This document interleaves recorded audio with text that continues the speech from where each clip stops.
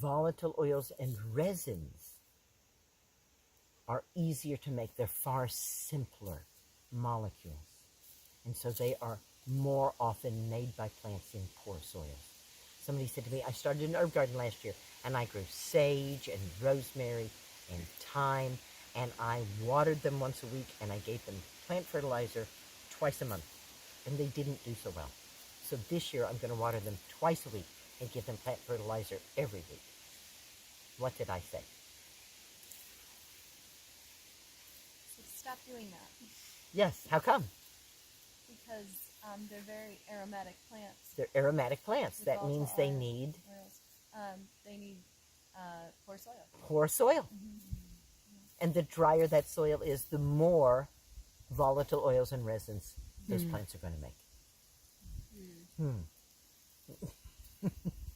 Right? Your classic place for the mint family to grow is around the Mediterranean basin. Incredibly poor soils. I was shocked at how poor the soils were in the lavender farms. I mean, they really look like chalk dust. The soils are so incredibly poor there.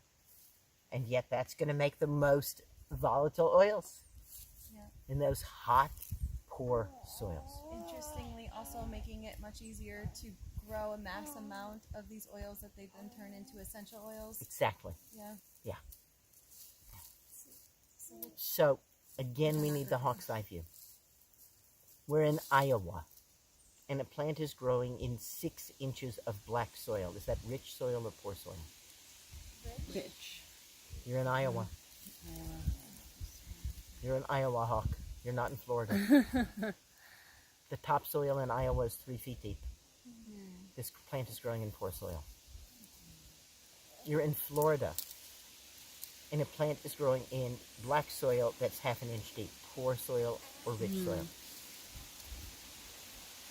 Rich. You're in Florida. You must be the hawk. Most Florida soil is broken coral. So it's rich? So half an inch of black soil is rich for Florida. Yes. You Okay. cannot take the satellite view. You must be in the ecosystem you're in, understand that ecosystem, and be able to distinguish what is rich soil in that ecosystem and what is poor soil in that ecosystem.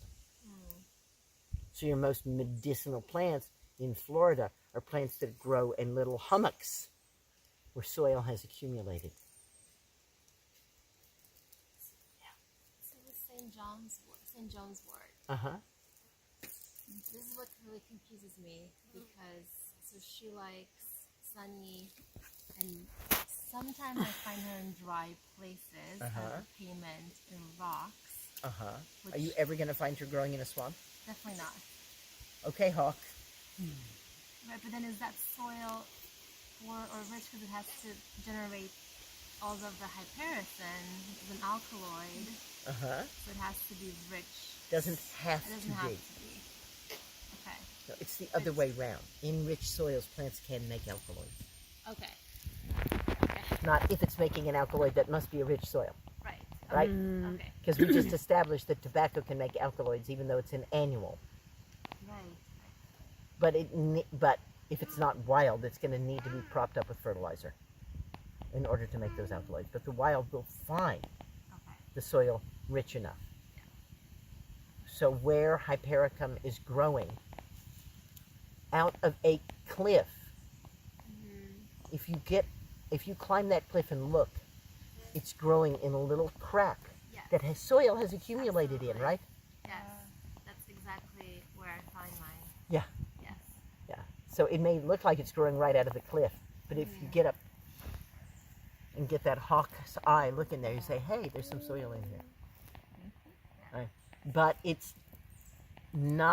doesn't grow in rich enough soil to be a long-lasting perennial, to keep making that alkaloid year after year, right? Yes. It can just get enough out of the soil to make that alkaloid for a couple of years, and then it has to go somewhere else, right? Yeah. So again, shades of gray. I'm giving you the black and the white contrasts, but we're looking at shades of gray.